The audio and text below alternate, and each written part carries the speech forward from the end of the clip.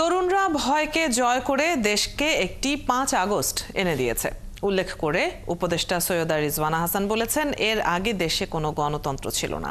এছাড়া বন ও পরিবেশ উপদেষ্টা জানিয়েছেন, পলিথিনের বিকল্প হিসেবে সরবরাহ করা হবে পাটের ব্যাগ, আর হর্ন বন্ধ করা নয়, আইন প্রয়োগ করা তার কাজ বলেও জানান এই উপদেষ্টা। শনিবার আলাদা অনুষ্ঠানে তিনি এসব কথা বলেন। ফরহাদ ইবনে মালেকের প্রতিবেদন।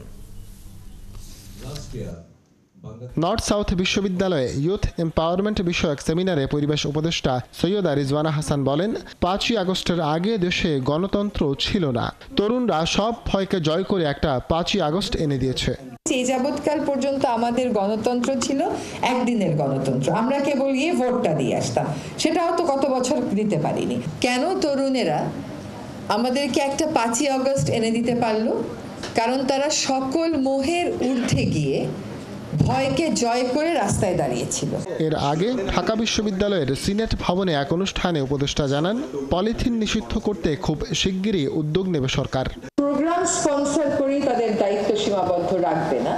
তাদের যে প্লাস্টিকের মোড়ক আছে, তাদের যে পানির বোতল আছে, ছোট ছোট সসের প্যাকেট আছে, সেখান থেকেও তারা সরে আসবে। কোম্পানিগুলো সত্যিকার অর্থে এই বিষয়টাকে হৃদয়ে ধারণ করছে না, একটা গ্রিন ওয়াশিং এর মধ্যে চলে গেছে। আমরা চকবাজারে দুইবার অভিযান চালিয়েছি, দুইবারই আমাদেরকে রীতিমতন সংঘর্ষের মুখে পড়তে হয়েছে।